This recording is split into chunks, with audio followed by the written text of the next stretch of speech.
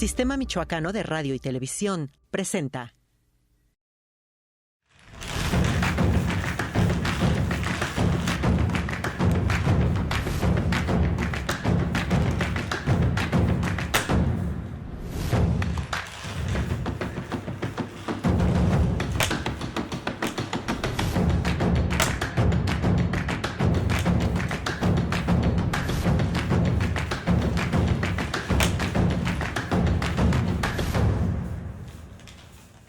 Hola, ¿qué tal? Estamos en Mula de 6 en esta ocasión con el senador Cristóbal Arias Solís. Vamos a ver qué nos dice de su fallido intento por llegar a la gubernatura por parte de Morena.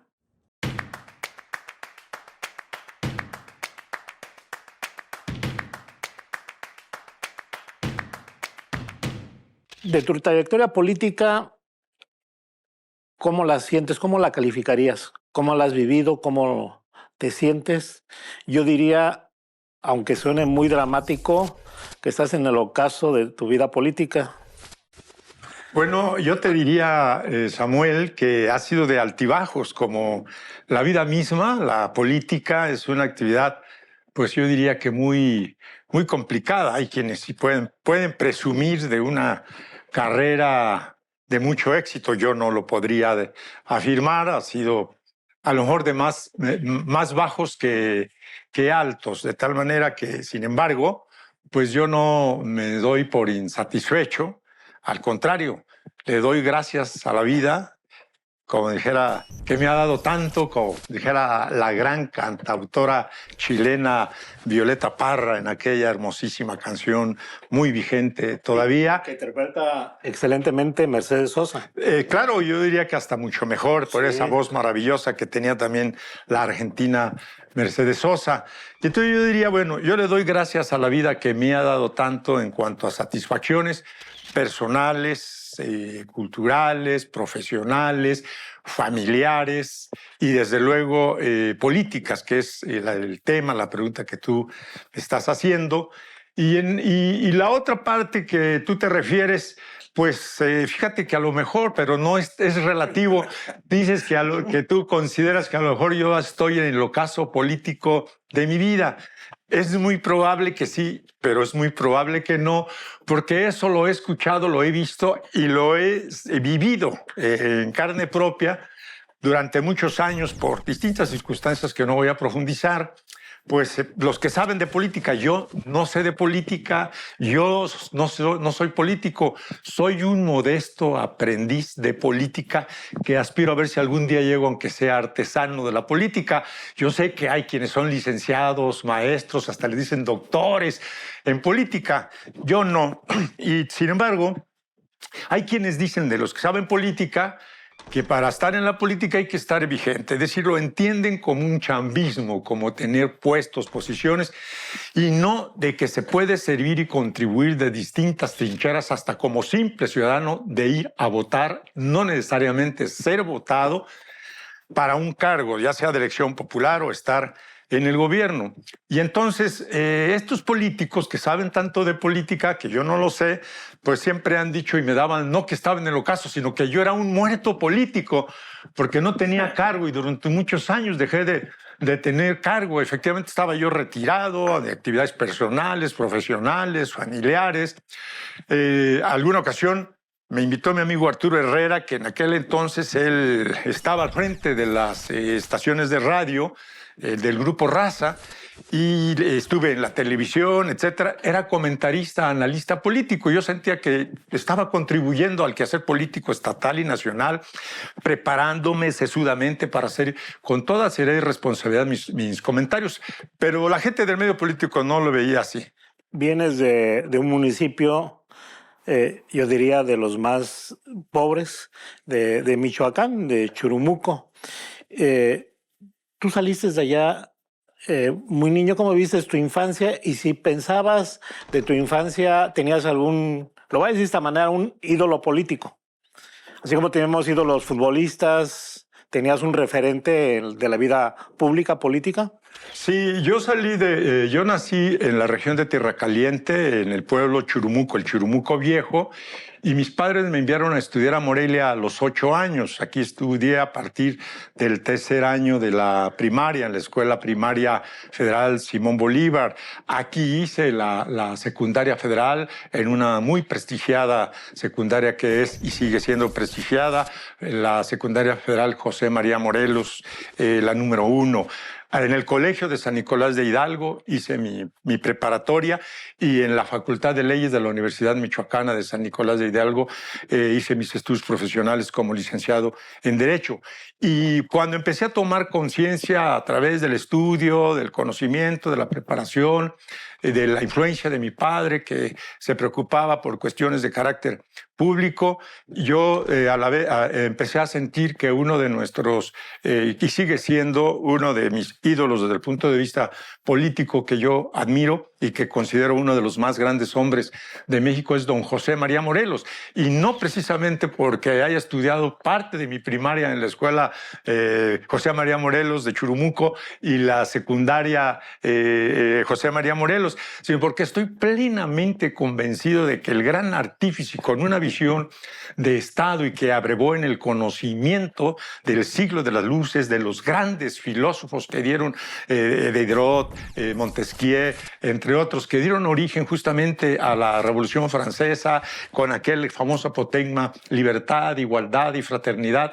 Don José María Morelos, años después, en 1810-13, fue el que logró construir, es el arqueólogo de las grandes instituciones para la visión de un país libre, soberano. Entonces yo admiro muchísimo la ideología y el pensamiento de José María Morelos, que además lo hizo con un criterio social. Vamos a un corte y regresamos contigo, Cristóbal. Por supuesto, con mucho gusto.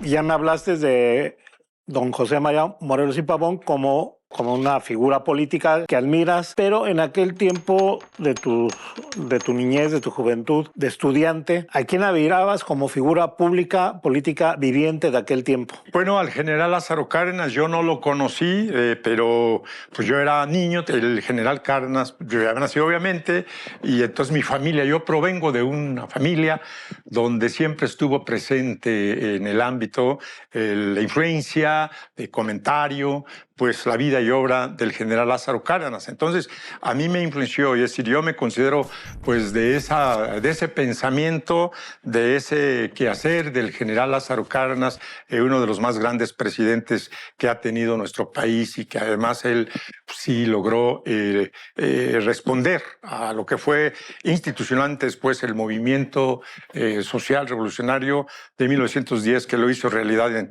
aspectos fundamentales como el reparto agrario, como un acto de reivindicación de justicia social, la expropiación petrolera, un presidente humanista que a mí admiro desde niño y que luego tuve oportunidad de estar cerca de un gran michoacano también, el ingeniero Cuauhtémoc Cárdenas, hijo del presidente Lázaro Cárdenas.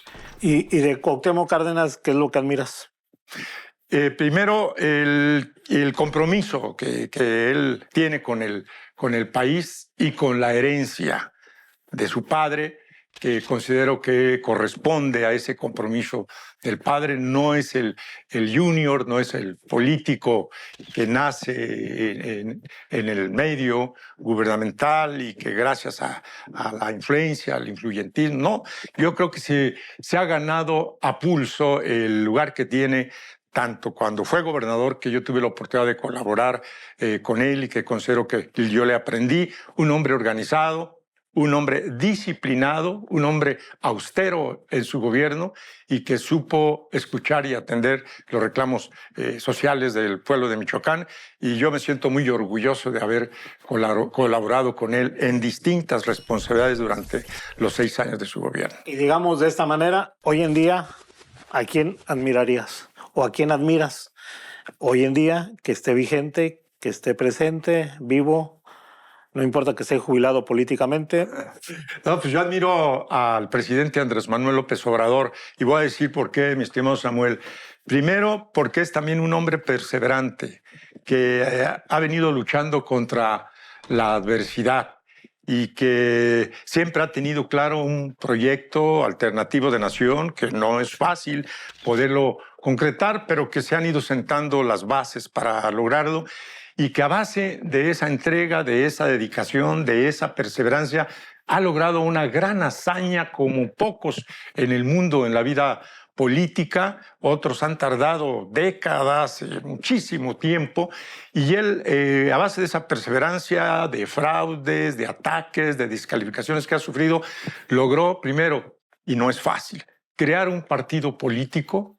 Y en menos de 6 años logró, a través de un gran movimiento de carácter sociopolítico que se tradujo electoralmente en un proceso del 2018, en un triunfo arrollador como pocos se han visto en la historia política a nivel internacional. Entonces, es de admirar y de reconocer, más allá de errores y de deficiencias, que es otro tema, otra materia.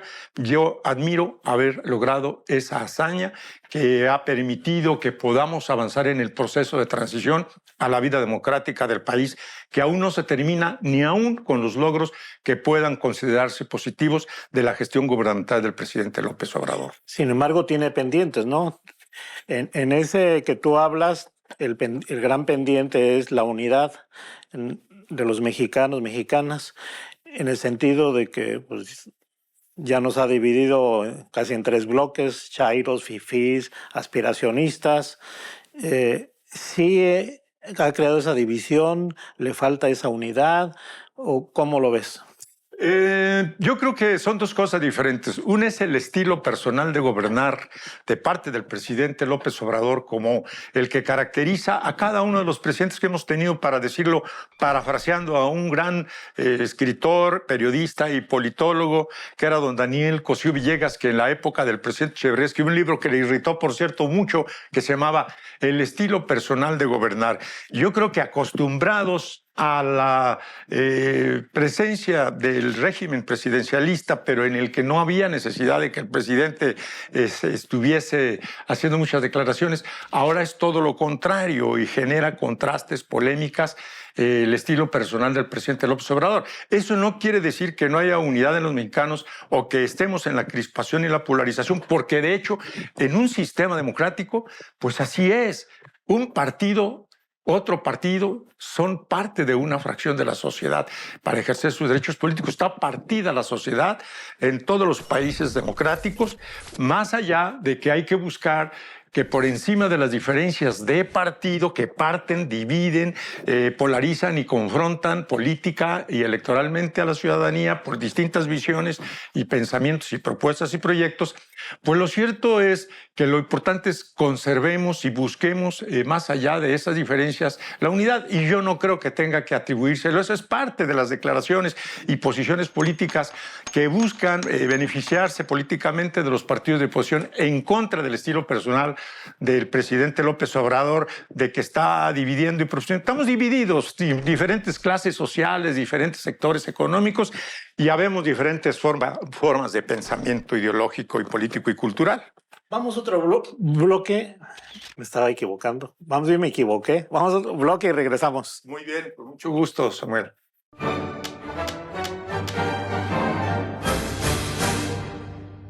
Tú tienes un bagaje cultural que pocos políticos tienen. Más allá que quieras engañarnos diciéndonos que no eres un político hábil, sino que eres modesto y casi te dices siervo de la nación. Tú tienes tu altura de miras como político, pero bueno, ¿o me vas a decir algo de esto? Sí. Sí. A ver, dime. Bueno, yo te diría, a ver, primero sí me considero una gente humilde y modesta, y justamente se lo aprendí a don José María Morelos, que cuando querían a él nombrarlo Alteza Serenísima y muchos cargos rimbombantes, se dijo que era lo único que aspiraba era ser un humilde siervo de la nación. Yo no aspiro a tanto, yo he aspirado a ser un humilde siervo de Michoacán y he tratado de hacerlo dentro de mis posibilidades y responsabilidades que he tenido. Pero debo decirte, a mí desde niño, mi padre, que era un hombre autodidacta y quería aún así lo mejor para sus hijos, y le gustaba leer y era cercano a gente del medio universitario, gente cercano, por ejemplo, a un gran destacado michoacano que yo conocí y quise mucho y que además a mí me apoyó en los inicios de mi actividad de trabajo, un michoacano, don Natalio Vázquez Pallares, de Cualcomán, ahora de Vázquez Pallares. Y aparte de eso, a mí mi padre me inculcó la lectura. Y luego tuvo muy buenos profesores en la secundaria federal José María Morelos, entre ellos al profesor Ramón Anguiano Estrada, descanse en paz, a la maestra Luisa María Miaja, hija de uno de los más grandes generales y revolucionarios en la Guerra Civil Española. Y entonces a mí me gustó siempre la lectura, la literatura. Tan es así que todavía recuerdo a estas alturas de la vida, y no me creo tan grande, me siento joven, pero ya no tan joven como antes. Me acuerdo que en la primaria empecé a leer a Bruno Traven, canasta de cuentos mexicanos, que me impresionó muchísimo, Macario, etcétera. Recuerdo que en casa empecé a leer los libros de este escritor costumbrista, que quizá le faltó que se le apoyara y difundiera más, don José de Rubén Romero, La vida inútil de Pito Pérez, Alborada, Rosenda, Mi caballo, mi perro y mi rifle, que me impresionó tremendamente hasta la fecha, y lo pongo de ejemplo de las traiciones que se hacen en la política y se le hacen al pueblo. Entonces esas fueron, digamos, las lecturas que, bueno, hasta uno que no era un gran escritor, pero me acuerdo que se le decían Martes Losban Rampa, que escribió El tercer ojo, El médico del Tíbet, que literariamente no era mucho. En la prepa recuerdo muy claramente haber leído Siddhartha y el lobo estepario de Hermann Hesse, que yo no sabía que en aquel tiempo eran las obras, la Biblia del movimiento de los hijos de las flores, Children's Flowers, de la Universidad de Berkeley en San Francisco, que dio pie al gran movimiento pues de los jóvenes del hipismo. Ahora, ¿qué me impresiona en esa época? Algo que jamás se me va a olvidar en la vida de lo que se va grabando, siempre hay acontecimientos, que mi padre me compró en la librería Madero, en Hidalgo, en la librería Madero, ahí en Avenida Madero, al lado del Templo de Monjas, y me regaló 100 años de soledad de Gabriel García Márquez, que en una sentada me lo eché y que quedé anonadado e impresionado. Ya después tuve oportunidad de leer a Mario Vargas Llosa y a otros. Yo no sabía lo que era el boom latinoamericano. En esa época preparatoriana también me impresionó mucho. Yo no sabía lo que era el existencialismo y pude leer a Jean-Paul Sartre en La náusea, que es una de las obras que más me ha impresionado. Entonces, eso fueron los cimientos, digamos, de mi afición, de mi respeto y admiración a la cultura y particularmente a la literatura, que es lo que primero a mí me llena y me satisface. Después te pondré en otro orden de ideas el cine. Soy admirador del neorrealismo italiano, de la nueva ola, del cine francés, y luego ya después vendría en ese orden también música, pintura. Entonces, yo lleno mis vacíos, si no, sería muy duro para mí, sobre todo con literatura, principalmente cine y música. ¿Tú fuiste hippie? Pues, mira, yo te voy a decir cómo anduve con el cabello largo. Traje pantalones acampanados. Sí. Y un día me preguntaron que se había fumado marihuana y dije, ¿qué contestaré? ¿Qué será lo políticamente correcto? Que era en la época, en aquel tiempo me tocó vivir, digo, medio hippie, pero un hippie fresa. Entonces, muchos años después recordé que lo mismo le preguntaron al presidente Bill Clinton, que sí, porque a él le tocó vivir también esa época y se quedó pensando, pero él con una serie de asesores de la Casa Blanca, y acabó confesando y diciendo, porque si no cometería perjurio, y le tenían demostrado que sí, dijo, bueno, sí, pero no lo aspiré. Cuando a mí me preguntaron, oye, Cristóbal, ¿y tú has fumado marihuana? Dije, bueno, pues yo no soy Bill Clinton, yo no la pesé tanto. Dije, sí, pero no le di el golpe. Pues a la mexicana sí, pero no le di el golpe, ¿no? Nada más sentía que ¿y qué efecto? Dije, pues sentía que los ojos se me ponían rojos, color jitomate o color... Sentía que empezaba a reírme, que, en fin, una serie de cosas, pero no le di el golpe. Entonces no sé por qué hubo algunas consecuencias. ¿Mujeriego? No, yo he sido, bueno, pues no tuve muchas novias, digo, tampoco pocas, pero no muchas, pero cuando conocí a mi mujer, que hace más de 40 años, fíjate cómo ha pasado el tiempo, ella es mi esposa, es la mujer de mi vida, y además, bueno, pues yo quedé impresionado desde el mismo día en que la conocí, fue un impacto, empecé, y le he dicho, lo he escrito, ya había leído a Gabriel García Márquez y entonces empecé a sentir las mariposas amarillas que revoloteaban ahí en el lugar donde la conocí, y que la sentía también en el estómago, en fin, y que la música, pues en aquel tiempo de la que estaba muy de moda, la trova, ¿no? Pablo Milanés, pues la nueva trova, pues la compartía, los tragos, el whisky, etcétera. Pues todo me parecía muy, muy bien. Entonces, pues la verdad es que yo he sido muy apegado a mi esposa. La verdad es esa. Vamos a otro bloque y regresamos con ustedes. Estamos con Cristóbal Arias Solís, senador de la República.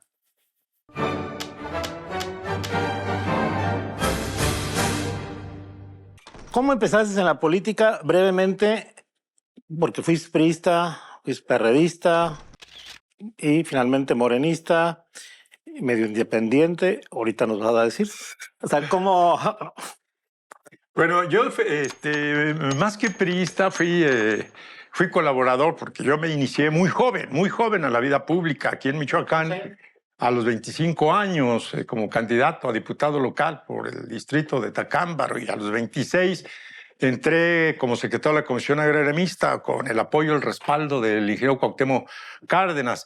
Pero efectivamente fui priista porque además fui presidente del PRI en una etapa muy complicada, porque es cuando nacía la corriente democrática impulsada por Cuauhtémoc Cárdenas, Muñoz Ledo, la maestra Ifigenia, y yo asumí mi compromiso de estar del lado de la corriente democrática. Pero yo siempre he sostenido una tesis, mi estimado Samuel, que más allá de las siglas de partido, para mí cuentan los principios políticos, ideológicos, valores culturales y morales que se puedan tener por encima de las siglas de partido. Yo nunca y repruebo mucho el oportunismo, ¿no? Entonces yo creo que fui muy congruente. Yo me la rifé por la corriente democrática. Fuimos hostigados, amenazados, perseguidos, gaseados, golpeados, heridos, en fin, dimos la pelea. Hay que hacer como un paréntesis en este punto. Dinos en qué consistió la corriente democrática para la gente que nos vea, nos oiga, tenga el contexto. Bueno, había ya una inconformidad por lo largo y prolongado del viejo sistema político que asfixiaba desde el punto de vista de que no había libertad de sufragio. Empezaban a ser una farsa las elecciones, casi se sabía de antemano quién iba a ser el presidente o el gobernador. Es decir, había una política antidemocrática que permeaba en toda la sociedad, tanto para elegir desde un candidato a presidente municipal o a presidente de la República. Y entonces surge desde adentro del propio PRI un movimiento de opinión crítica que se le denomina después por la población corriente democrática, que consistía en dos cuestiones básicamente: la democratización de los procedimientos de selección y postulación de candidatos a los distintos puestos de elección popular en el Partido Revolucionario Institucional, que causó un cisma porque hubo una resistencia y una reacción de intolerancia en nuestra contra. Y el otro punto, dada la situación de crisis económica que se vivía, recesión, inflación, deflación, desempleo, recortes presupuestales, desmantelamiento de las instituciones del sector agropecuario, crack de la bolsa de valores, etcétera, endeudamiento, déficit presupuestal, planteábamos el que se revisara el modelo económico que desde entonces podríamos decir que se había implementado por los organismos financieros internacionales, lo que ahora se le llama el modelo neoliberal, y que nosotros planteábamos la revisión. Eso nos valió persecuciones, en fin, y el tiempo nos dio la razón. Se dio un gran movimiento, como ustedes lo saben, tú lo sabes, en el que participamos. Otro movimiento de carácter sociopolítico, cultural y electoral, el 1988, que enarboló esos principios y que culminó 30 años después.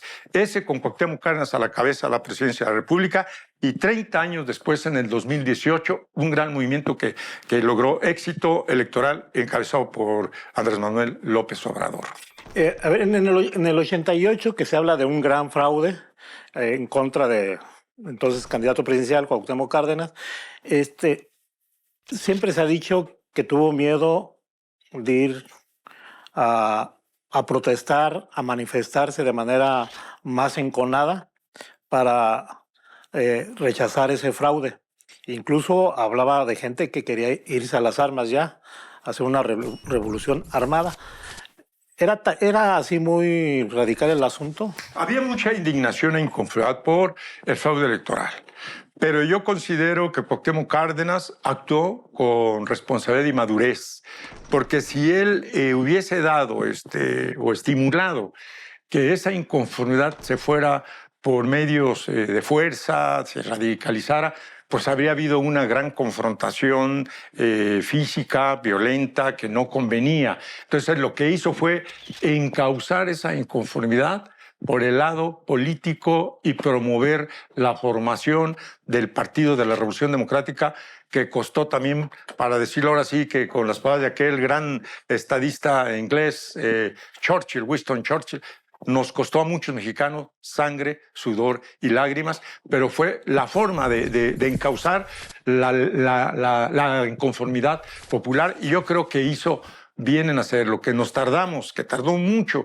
porque pues hubo todos estos años muchos fraudes. Yo fui víctima del fraude electoral también aquí en Michoacán por el beneficiario usufructuario del fraude del 88 a nivel nacional, que fue César de Gortari. A mí se me hizo fraude en Michoacán. Yo debía haber sido el primer gobernador de un partido de izquierda y progresista en Michoacán, y sin embargo, en el país en general, y sin embargo no, sí se le reconoció al PAN y a mí se me hizo fraude. Eso es parte de lo malo de lo que me ha pasado también a mí en la política. Y luego vino, digamos, los años buenos, políticamente hablando, electoralmente del PRD, y luego se desinfló, y tú fueres parte de ese partido.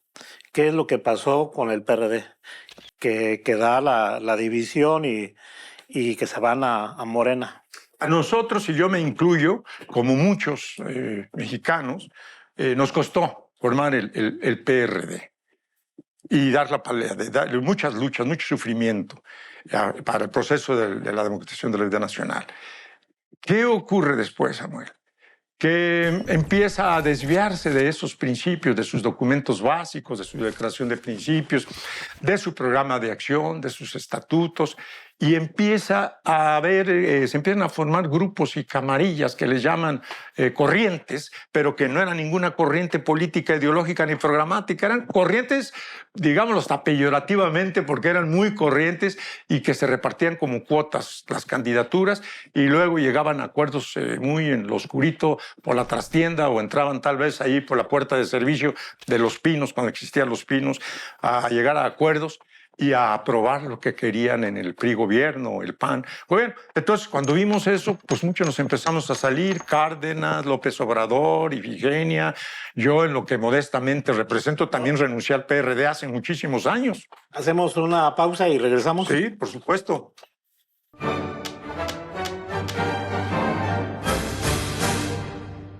Cristóbal, nos estabas diciendo de la fuga, de la salida de figuras del PRD por desviarse de sus valores y principios. Definitivamente el PRD se apartó, y bueno, ahora es una entelequia que pues yo lo lamento mucho. Hubiera sido bueno que siguiera siendo un partido, que ya no estuviésemos ahí, pero es una entelequia. Entonces pues yo creo que ya ni siquiera merece ni una lágrima, pues ya esas ya las derramamos hace tiempo. El PRD no es ninguna opción viable, atractiva, competitiva, de tal manera que, bueno, pues, se apartó. Yo me sumé al movimiento, a mí, el licenciado Andrés Manuel López Obrador, estando yo aquí en el ostracismo político, como un cadáver político, como tú dijiste, ya en la decadencia política.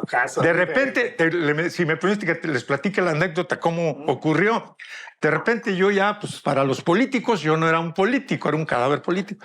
Y de repente un día, yo estando ya en mi ataúd, con un traje negro a rayas, antiguo, de esos cruzados con las solapas de pico, entre telarañas, en fin, me estaba velando ahí mi esposa María Ortega. Entonces de repente alguien entra a la casa, toca y empieza a rechinar, que abren el catafalco, mi ataúd, y rechinidos, ¿no? Y alcanzo a escuchar una música que a mí me gusta, por cierto, de Bach, de Sebastián Bach, tocata y fuga, que esa música la ponen en las películas de terror, de vampiros, Drácula, etc. Entonces empieza ahí, tararán, o sea, y de repente entonces alguien escuchó una voz tropical que dice: Cristóbal, levántate y anda y súmate a la cuarta transformación. Y era López Obrador, y por eso soy candidato y ahora soy senador de la República y debo de reconocérselo a él y al pueblo de Michoacán, por supuesto, que me ha hecho senador. Pero yo estoy más bien con el movimiento con López Obrador que con Morena. Yo renuncié, yo no me he afiliado a ningún partido y creo que difícilmente lo volveré a hacer. Simpatizo por los principios, los ideales, los valores políticos y morales a favor en los que yo creo y que están por encima, creo yo, de la circunstancia de las siglas, que ya ves cómo van. A ver, mira, el PRI creo que va a desaparecer ya también. Está en la lona, ¿no? Entonces, yo creo en principios y en valores que me han inculcado desde la familia y morales también. El respeto. respeto. De esta manera, lo voy a decir parafraseando a José José, cantautor, más cantante que autor. Ya lo pasado, sí, con el asunto de tu candidatura a gobernador fallida, tu candidatura fallida a gobernador. Sí. ¿Ya lo pasado? Ah, no, sí, no, además, a mí me gusta mucho y aprendo mucho de las canciones y admiré mucho a José José. Para mí ya lo pasado y no es, yo le di vuelta a la página, no tengo no puedo vivir ni del resentimiento ni de la frustración, lamento lo que ocurrió, pero yo tengo que seguir adelante. Yo esperaba, la verdad es que di muy sorprendido, porque a mí me dijeron siempre que las encuestas eran las que iban a determinar las candidaturas, en el caso de las gubernaturas, y yo gano ante los ojos de la opinión pública de Michoacán y del país en general, como se vio, no nada más en mi caso, de otros estados, de los 15 gubernaturas que iban a estar en juego en el 2020, más de 40 encuestas, y después pues me dicen que siempre no, y bueno, pues ya yo no me agradó, me molestó, no aceptó eso. Yo creo en las encuestas siempre y cuando se respeten. ¿Qué a otro partido político donde tenías expectativas de, bueno, llegaste a ser candidato a gobernador y tenías expectativas de ganar, y al final como que los resultados quedaron muy abajo de las expectativas o de las mínimas expectativas que se podrían tener? Sí, porque fue una candidatura testimonial, porque yo no traía un partido fuerte, organización, estructura, yo no tuve recursos, yo no hice campaña. Fue simplemente una actitud de no aceptar la imposición que se dio. Y es más, a mí me ofrecían que yo fuera candidato del PRI, del PAN, del PRD, pero yo no acepté porque consideré que iba a ser yo incongruente, iba contra pues lo que hemos venido dialogando aquí contigo desde nuestra lucha por la democratización de la vida nacional, cuando nos opusimos, incluso yo siendo presidente del PRI, a las imposiciones, a los dedazos. Entonces iba a ser algo contradictorio en mi propia trayectoria, manera de ser y de pensar. Entonces yo acepté ser postulado por un partido prácticamente inexistente, aliado del presidente López Obrador, al cual se le hizo del conocimiento que aunque yo iba consciente de que no tenía partido, estructura, organización, recursos económicos, materiales, pero que era una forma, si tú quieres, simbólica y testimonial de fijar mi posición, jamás hice un solo comentario en contra del presidente López Obrador, más allá de que si influyó o no influyó, de que si no me apoyó, en fin, yo sigo siendo López Obradorista, respeto y simpatizo con su movimiento, con su propio partido, aún con los errores y deficiencias que noto en el mismo, pero esa fue la razón. Y yo considero haber presentado un muy buen programa, una buena propuesta para Michoacán, porque me considero una persona que conoce a su estado desde muy joven, que tengo conocimiento, experiencia, madurez y preparación con un gran equipo que formamos, pero que no teníamos pues las condiciones y menos para luchar frente a una alianza de muchos recursos PRI, PAN, PRD, y bueno, también a la dinámica de un movimiento que sigue encabezando el presidente López Obrador, y al quedar ahí en medio pues no había pues mayores posibilidades de ser competitivo, pero yo lo entendí como una actitud de carácter testimonial, moral, político, de que no debe de hacerse eso, de que se engañe y que se respetan encuestas y no se hacen. Hay dos elementos que conllevan a considerar que tú no lograste la candidatura de Morena a gobernador porque te faltó humildad, te faltó reencontrarte con las diferentes corrientes dentro de Morena,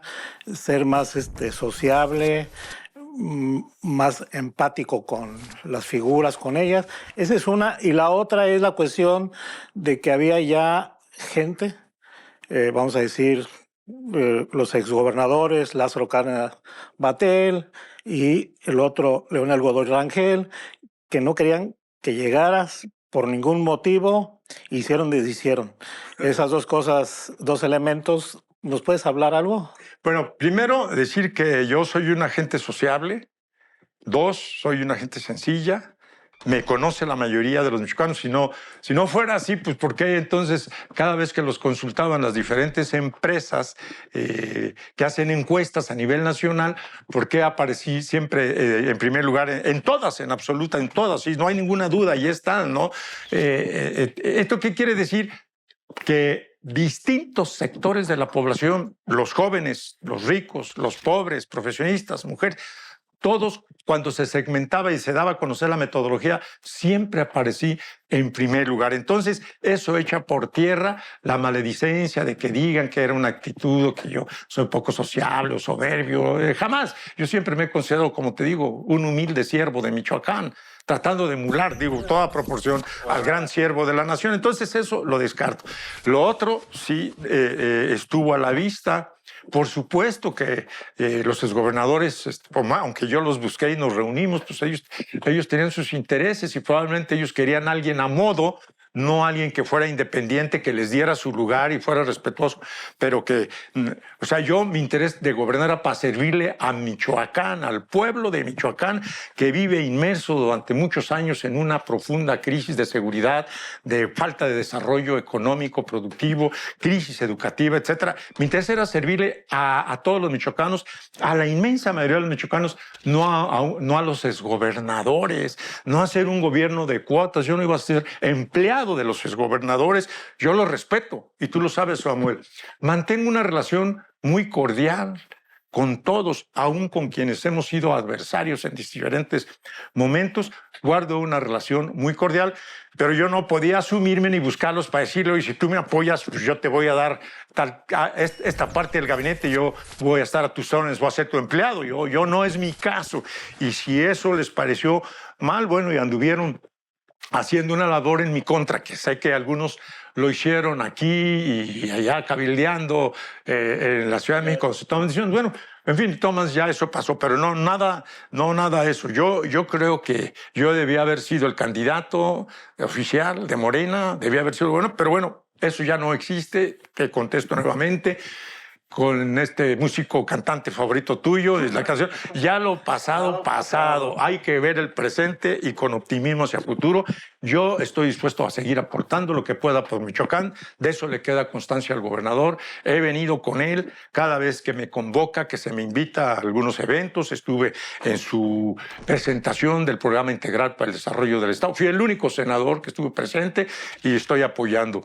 Fui el único senador de la República que estuvo presente en su primer informe de gobierno. Le he reiterado personalmente mi disposición de colaborar, de apoyar en el ámbito de mi competencia donde me encuentro y con la gente amiga con la que tenemos presencia y buena relación en el Estado. Entonces yo no tengo problemas ni ando con telarañas. Esas me las quitó López Obrador cuando me sacó pues del ataúd y que dijo que me sumara a la Cuarta Transformación.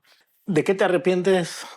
Bueno, yo creo que de muchas cosas tendría que arrepentirme. Quizá debía haber hecho mucho más todavía, un esfuerzo mayor por el Estado. Simplemente no tuvimos en su momento los instrumentos más adecuados para lograrlo, pero porque en esto, como empezó esta entrevista, esta conversación, pues hay altibajos, hay partes, yo te diría, lo bueno, lo malo y lo feo que me ha ocurrido.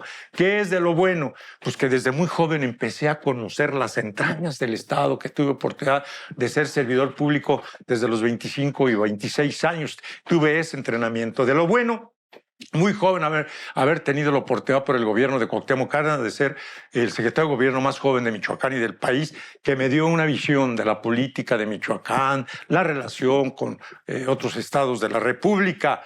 Lo bueno también, pues haber sido parte de ese proceso de lucha por la transformación en la corriente democrática y haber sido uno de los primeros 4 senadores de oposición de la República.